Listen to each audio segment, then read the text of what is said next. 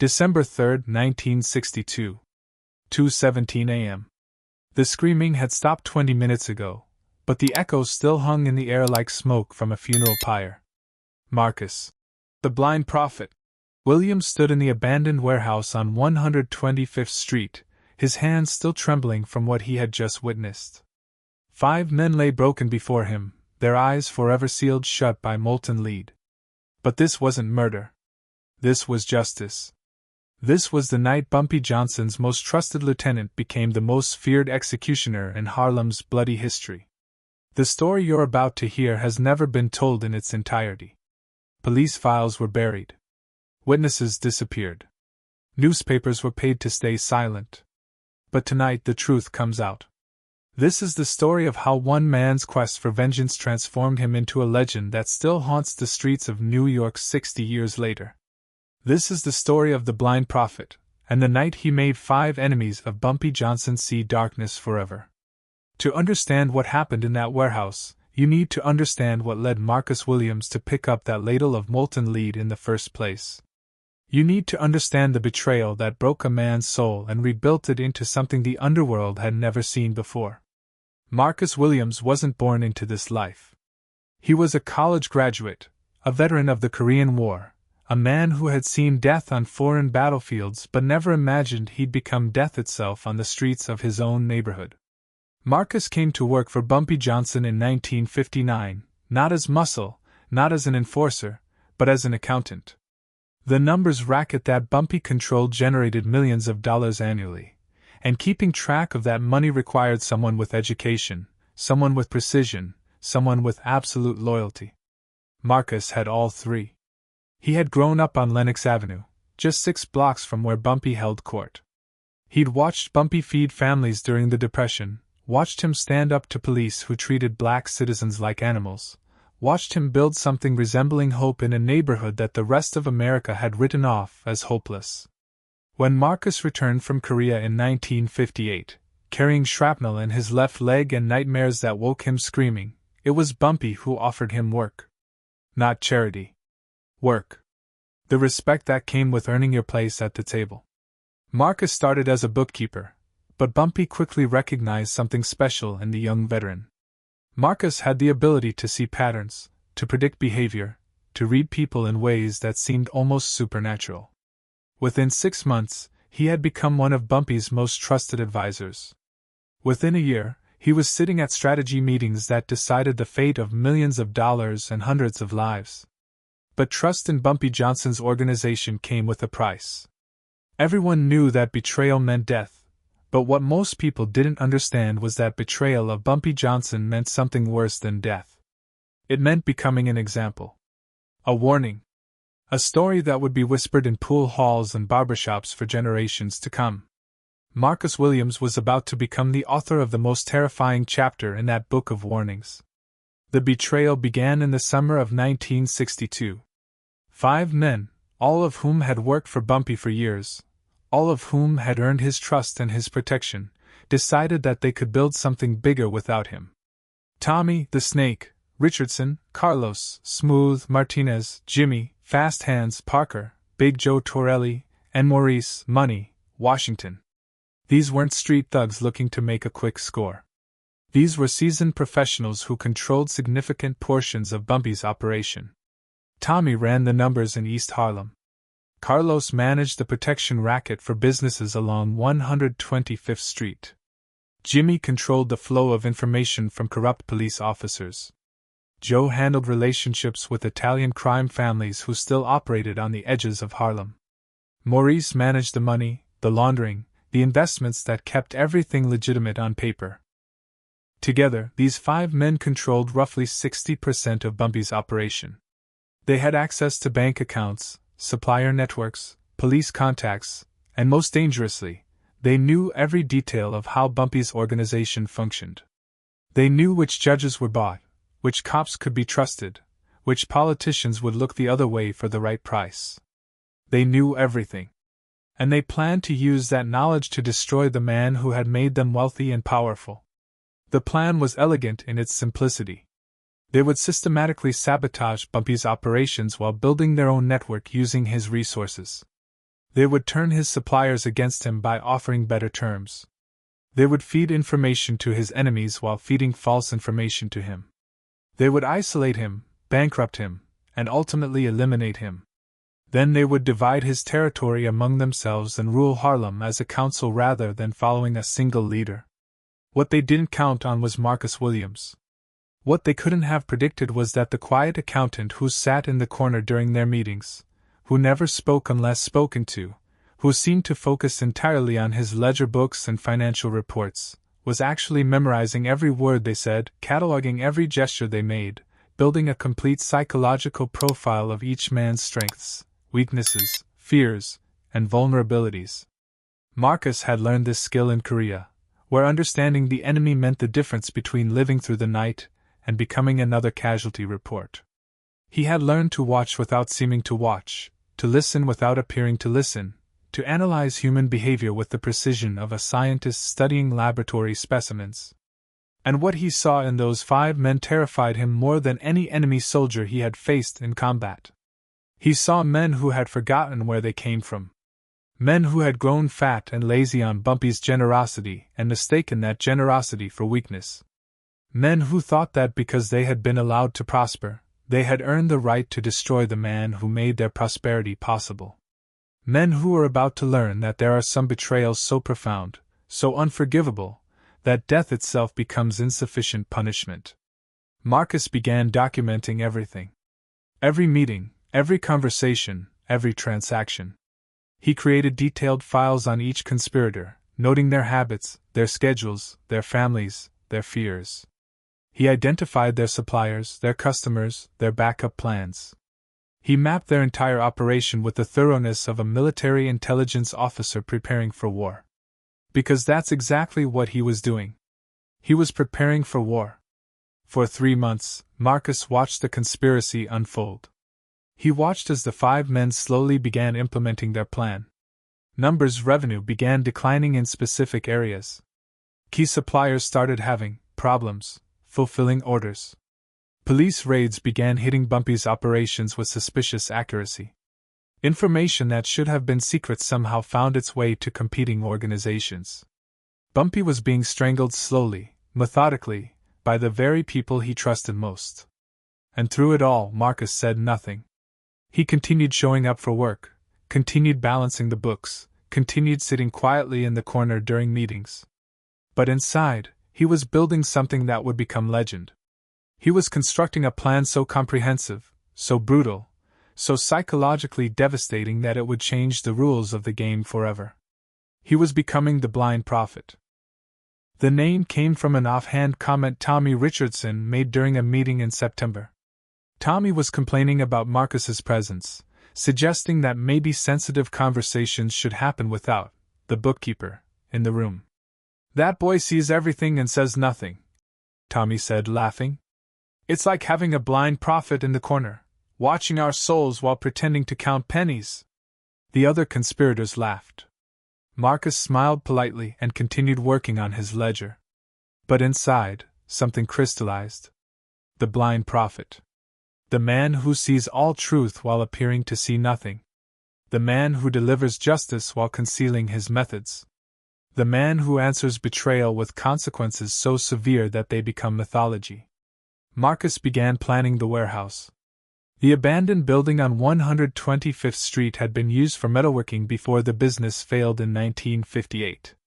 The equipment was still there, rusted but functional. Most importantly, the furnace still worked. Marcus spent weeks preparing the space, testing the equipment, ensuring that everything would function perfectly when the time came. He wasn't just planning executions. He was planning theater.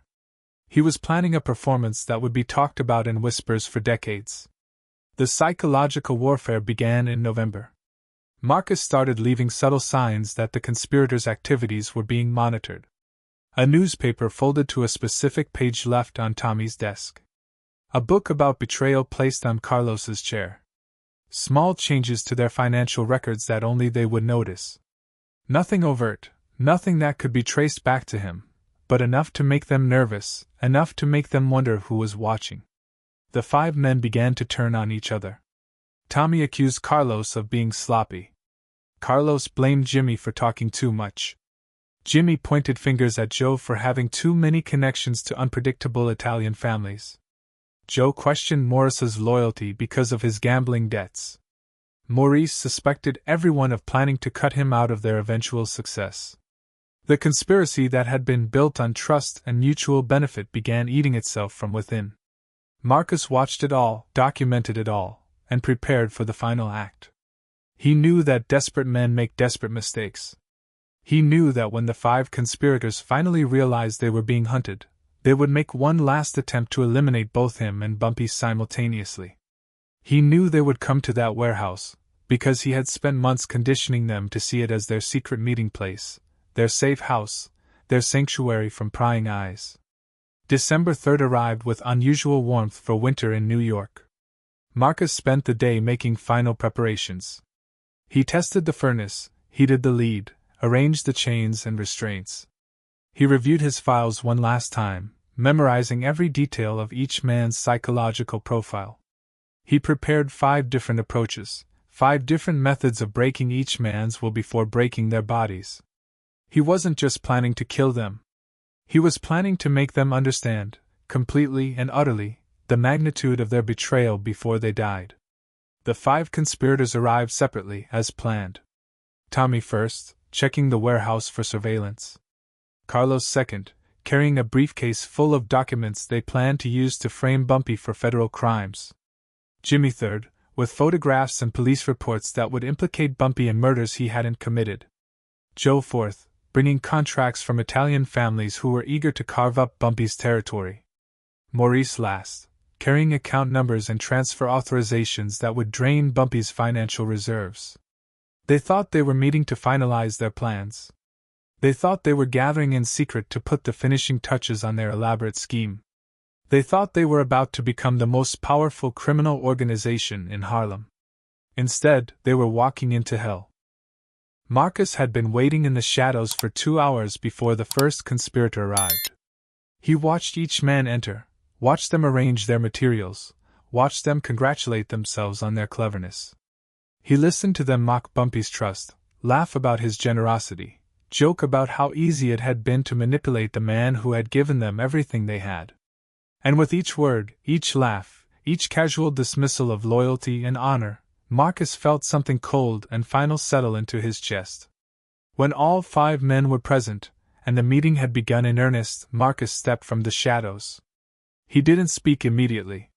He simply stood there, allowing them to notice him, allowing the reality of his presence to sink in. Tommy was the first to react, reaching for the gun he kept in his jacket. Marcus spoke a single word. "Don't." The authority in his voice, the complete lack of fear, the absolute certainty that he was in control of the situation, froze all 5 men in place. They stared at this quiet accountant who had somehow transformed into something predatory, something dangerous, something they had never seen before but instinctively feared.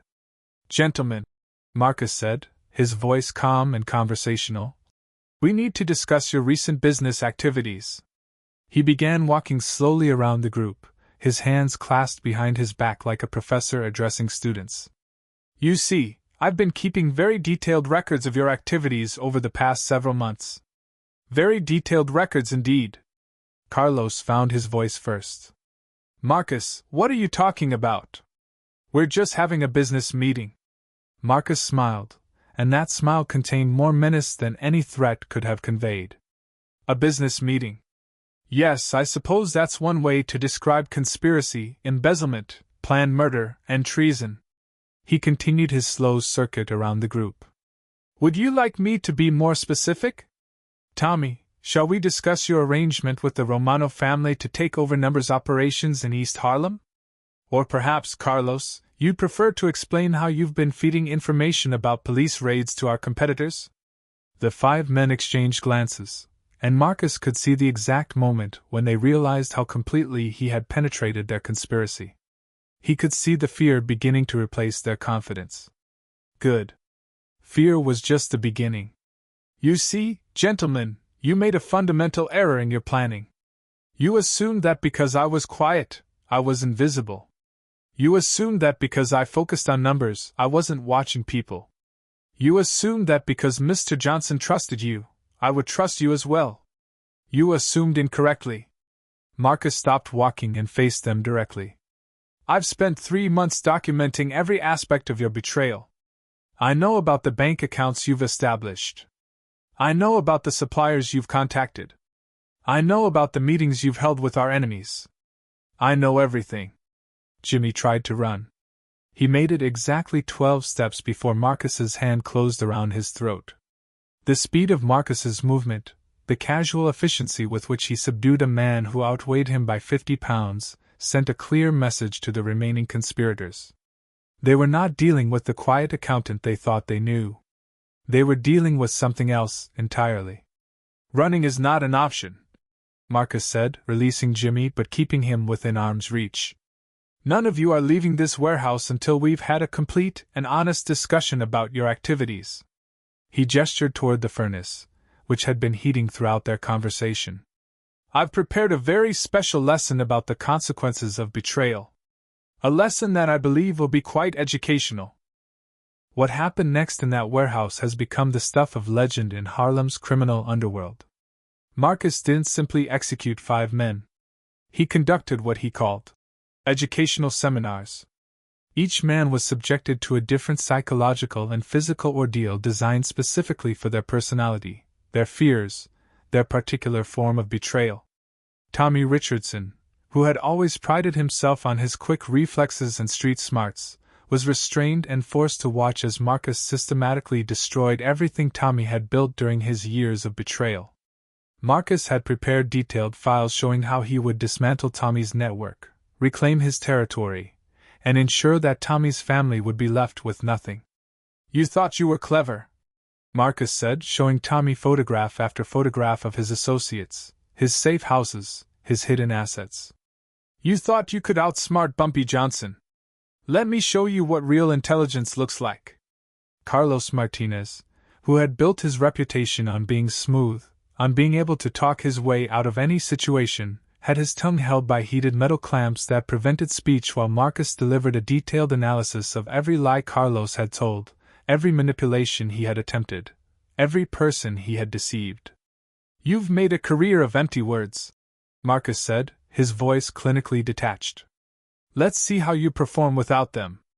Jimmy Parker, whose nickname, Fast Hands, came from his skill with weapons and his quick draw, had both hands immobilized in restraints designed to cause excruciating pain with any movement.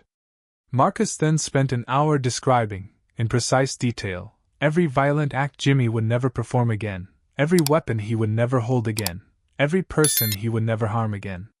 Speed is useless without freedom of movement, Marcus observed. Let's discuss the relationship between power and helplessness.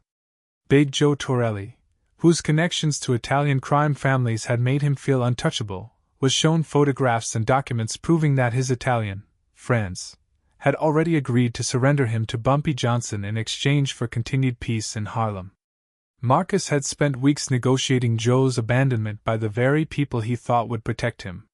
You thought ethnicity was stronger than territory, Marcus said, showing Joe the signed agreements that sealed his fate. You were wrong.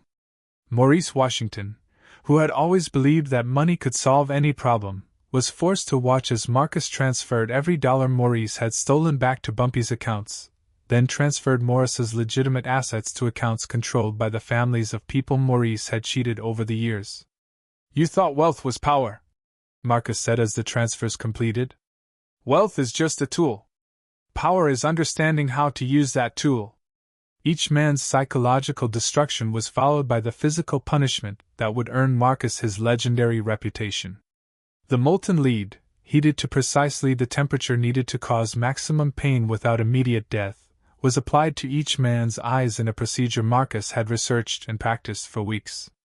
The screaming that had stopped 20 minutes before Marcus began telling this story was the result of 5 men learning that some betrayals carry consequences that extend beyond death into realms of suffering they had never imagined possible. But Marcus wasn't finished. The physical punishment was just the beginning of what he called the educational process. Each man, now permanently blinded, was kept conscious through a combination of medical knowledge Marcus had acquired studying trauma treatment for Korean War veterans and psychological techniques he had learned from interrogation manuals. They were going to live long enough to understand the complete scope of their mistake.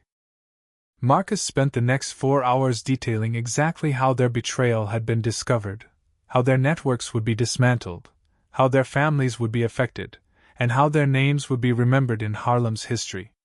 He explained how he had turned their own techniques against them, how he had used their trust in him to document their crimes, how he had manipulated them into gathering in a location where no one would hear them scream. "You see, gentlemen," Marcus said as dawn began to break through the warehouse windows, "you made the classic mistake of assuming that intelligence and education made a man weak. You saw me reading books and assumed I was harmless. You saw me working with numbers and assumed I couldn't work with people. You saw me being respectful to Mr. Johnson and assumed I was subservient rather than loyal. You confused quiet observation with passive acceptance. That confusion has cost you everything." The 5 men died as the sun rose, not from their wounds, but from the complete psychological destruction of their will to live. Marcus had broken them so thoroughly, had demonstrated their powerlessness so completely, had shown them the futility of their ambitions so clearly, that they simply stopped fighting to survive.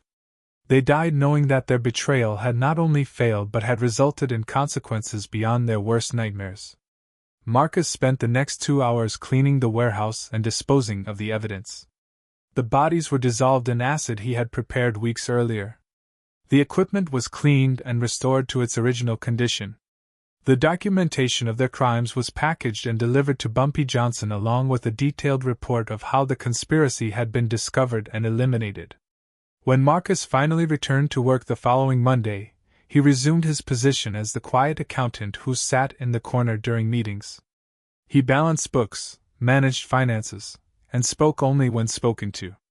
But everyone in Bumpy Johnson's organization now understood that the man in the corner saw everything, remembered everything, and was capable of responses that redefined the meaning of consequences. The story of the blind prophet spread through Harlem's underworld like wildfire. Details were embellished, legends were built, warnings were whispered. No one knew exactly what had happened in that warehouse, but everyone knew that 5 men had betrayed Bumpy Johnson and had disappeared completely. No bodies were found. No arrests were made. No investigations were conducted. 5 men had simply vanished from existence, leaving behind only fear and respect for the man who had made them vanish. Bumpy Johnson never spoke publicly about what Marcus had done, but privately he promoted him to a position of unprecedented authority. Marcus became Bumpy's most trusted advisor, his strategic planner, his intelligence chief, and when necessary, his instrument of ultimate justice. The man who had once been a simple accountant had become the most feared enforcer in Harlem's history. The legend of the blind prophet grew over the years. Whenever someone in Bumpy's organization considered betrayal, someone would tell them about the 5 men who had thought they were smarter than loyalty. Whenever competing organizations considered moving against Bumpy's interests, they would remember that somewhere in his organization was a man who could make people disappear so completely that even their memories seemed to fade from the world. Marcus Williams continued working for Bumpy Johnson until Bumpy's death in 1968. After that, he disappeared from the criminal world as completely as his victims had disappeared from life. Some say he moved to another city and resumed a normal life. Some say he became a consultant to other criminal organizations who needed problems solved permanently and quietly. Some say he became a government operative who used his skills in service of national security. But in Harlem, in the barbershops and pool halls where old men gather to tell stories about the way things used to be, they still talk about the blind prophet. They still warn young men about the consequences of betraying trust. They still tell the story of 5 men who forgot that loyalty is not weakness, that quiet observation is not passive acceptance, and that some people respond to betrayal with methods that transform them into legends that outlive their victims by decades. The abandoned warehouse on 125th Street still stands today. It's been converted into artist studios and community meeting spaces. But sometimes, late at night, Residents of the surrounding buildings report hearing sounds from the building that shouldn't be there. Sounds like men screaming. Sounds like metal heating in a furnace. Sounds like someone conducting educational seminars for students who will never graduate. They say the blind prophet is still there, still watching, still waiting for the next lesson that needs to be taught. They say that betrayal leaves a stain on the world that can never be completely cleaned, and that stain draws him like a moth to flame. They say that somewhere in the shadows of every criminal organization, there's someone watching, someone learning, someone preparing to become the instrument of justice when justice needs to be delivered. The story of the blind prophet and the 5 enemies who learned to see darkness forever has become more than just a cautionary tale. It's become a fundamental part of the criminal code in Harlem and beyond. It's the story that defines the difference between fear and respect, between power and authority, between punishment and justice. And it all began with a quiet accountant who understood that sometimes the most dangerous person in the room is the one who appears to be the least dangerous. Sometimes the most devastating response comes from the person who seems incapable of violence. Sometimes the most complete victory is achieved by the person who everyone underestimates. Marcus Williams taught 5 men that lesson in December of 1962. The echo of their education still reverberates through the criminal underworld today, a permanent reminder that betrayal of trust carries consequences that extend beyond death, beyond memory, beyond the ability of even the most hardened criminals to imagine.